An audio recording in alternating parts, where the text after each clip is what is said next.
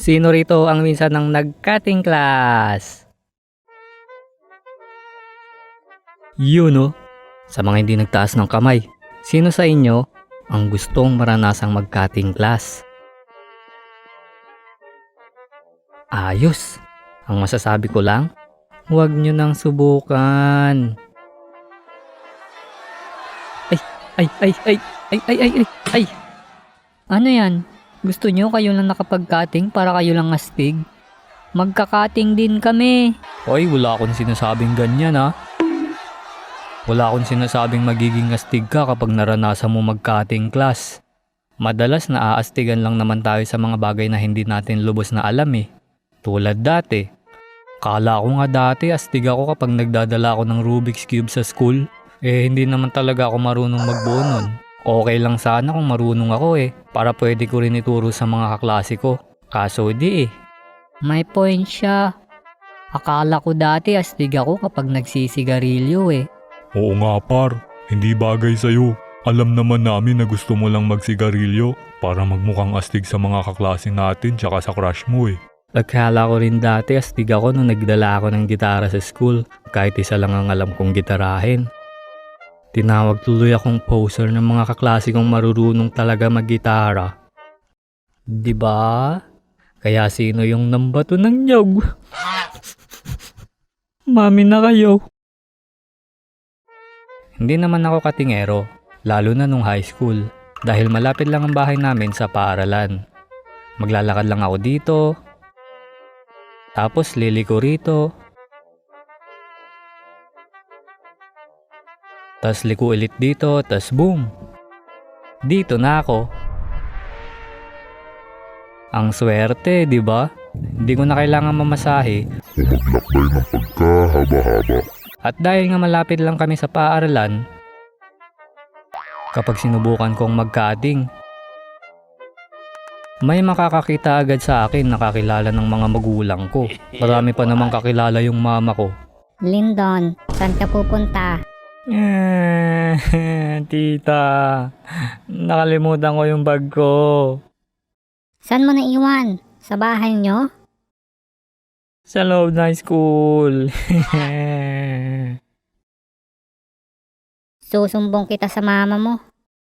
Kaya kung meron man akong dapat pasalamatan kung bakit hindi ako naging katingero, yun ay dahil sa mabuti at mapagmalasakit nating konsensya. Balik sa kwento. May pulan kasi dati malapit sa bahay namin. At tuwing umaga, may mga nagkakating na second year at third year high school student doon. Wala pa kasing K-12 noon kaya wala pang tinatawag na junior at senior high. Ang tawag lang namin sa kanila, high school. Lapitin talaga ng mga katingero yung pulan na yon kasi patago yung pwesto nila kaya hindi sila basta-basta makikita sa labas. Pantanghali pa yung pasok ng bahay. Pantanghali yung pasok ko noon kaya nasa bahay lang ako tuwing umaga. At may bintana yung bahay namin na nakaharap doon sa pulan, kaya nakikita ko silang naglalaro ng pool. Yun yung tawag namin sa laro na yun na parang billiard. Tapos imbis na billiard ball, hugis disc yung mga kailangan mong ipasok na kung tawagin ay pitsa. Iba yung pizza ha, pitsa pa naman yun. At imbis na cue ball, motherboard yung ginagamit na pamato. Iba yung motherboard sa computer ha. At dahil hindi gumugulong ang mga pitsa, naglalagay sila na parang pulbo sa mesa, pampadulas, na kung tawagin ay borax. Iba yung iba yung tusukin ko kayo ng tako eh. 2 pesos per game pa ang bayad nun, ewan ko na lang ngayon. Ang saya kaya maglaro nun, lalo na kapag ikaw yung tumitira, tapos napasok mo yung pitsa sa butas, kahit di ka naman gaanong marunong. Enjoy talaga. Lalo na kung yung kalaro mo hindi rin marunong tulad mo, may enjoy mo pa rin siya. Kasi mas matagal kayong makakapaglaro ng pool. Kasi yung binabayaran nyo ron hindi naman yung oras eh. Pero kapag sumobra naman yung tagal nyo, patitigilin pa rin kayo ng may-ari ng pool. Kasi magdududa na yung may-ari na baka nakakailang laro na kayo nang hindi nyo nalalaman. At nag-aalala sila na baka makasira lang kayo ng gamit. Doon pa naman sila kumikita. Ayun na nga, busy sila sa kakalaro ng pool. Ang di nila alam, may darating na barangay sa kanila. Parang ganito yung mga sumunod na pangyayari.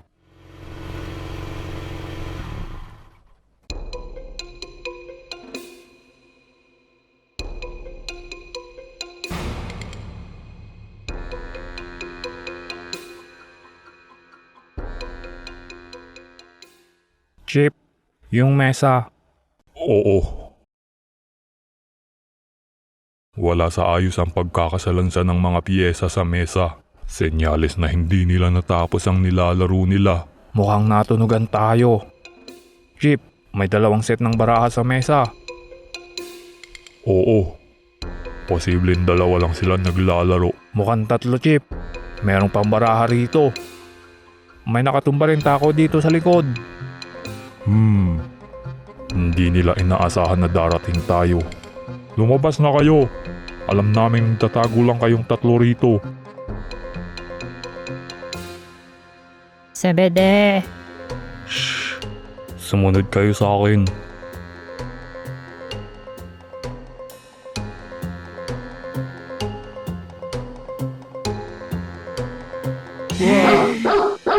Doon!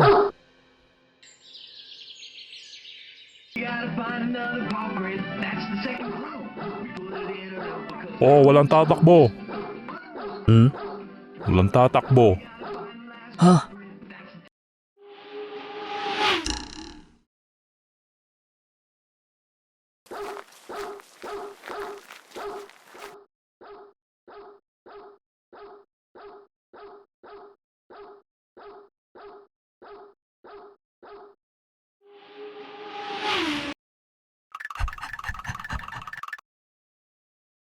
Mga batang to, sinasayang nyo yung pinaparal sa inyo ng mga magulang nyo.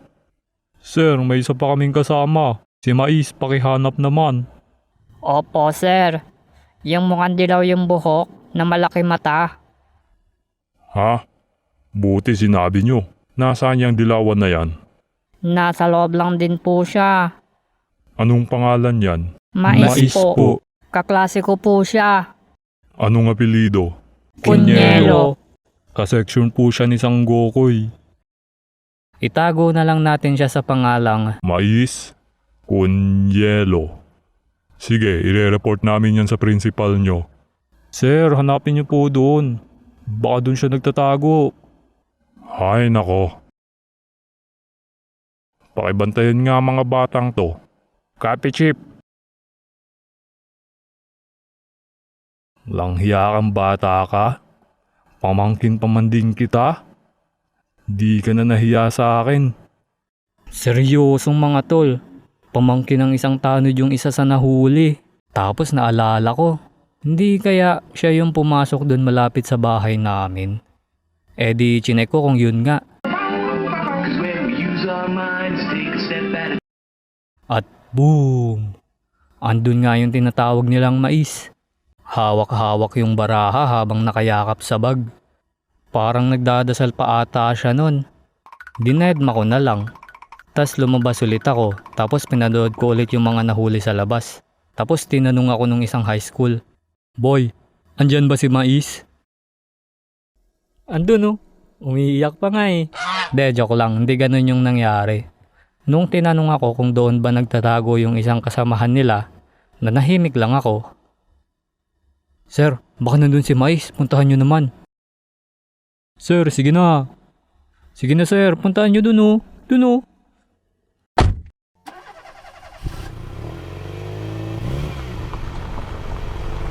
Sa totoo lang, gusto ko talaga isumbong yun nung una. Kaso, paiyak na kasi. Kaya parang nakonsensya na lang ako nung panahon na yun. Tsaka nilaglag naman na siya ng mga kasamahan niya eh. Pero grabe no, sa ganun kahigpit na sitwasyon, talagang lalabas yung tunay na ugali mo eh. Sobrang sayang, biruin nyo. Nakatakas na yung tao eh. Nilaglag pa ng mga kaklase niya. Kung sa akin nangyari yun, friendship over na talaga tayo. Kaya nung nakita ko si Mais na parang paiyak na, naging dilema eh. Kung isusumbong ko ba siya sa tanod o hindi na. Total, malalaman pa rin naman ng school at parents niya yung mga pinagagawa niya dahil sa panalaglag ng mga kaklase niya eh. Mahirap pala magdesisyon kapag sangkot ka na mismo sa eksena, no? Kaya kahit anong piliin ko sa dalawa, okay lang eh. Kaso wala naman akong nasabi nun. Hindi pa ganun kalawak yung pangunawa ko para humatol ng kapalaran ng isang tao. Kaya sa tanong na isusumbong o hindi ako nakasagot. Kaya ayon, kung plano nyo mag-cutting, ang mapapayo ko lang, huwag kayong mag-cutting class kung elementary o nasa high school pa lang kayo. Mag-aral kayong mabuti hanggang makatungtong kayo ng college. Dahil sa college, mas madaling mag-cutting. Alam nyo ba kung bakit? O eto, may tanong muna ako sa inyo. Alam nyo ba kung saang parte ng school pinakamabisang tumakas? Sa likod ng building tapos tatalon sa tuktok ng pader. Bukod doon, sa mga puno malapit sa pader. Bukod doon, syempre, sa gate. Dahil sa college, kahit anong oras mo gustuhing lumabas, makakalabas ka at malaya kang makakapag-cutting class kung kailan mo gugustuhin. Huwag kayong lumabas sa hindi labasan kasi madaling mapansin ang mga kahinahinalang kilos. Kaya mag-aral ng mabuti hanggang sa college. Kung kaya pa rin ang konsensya mo.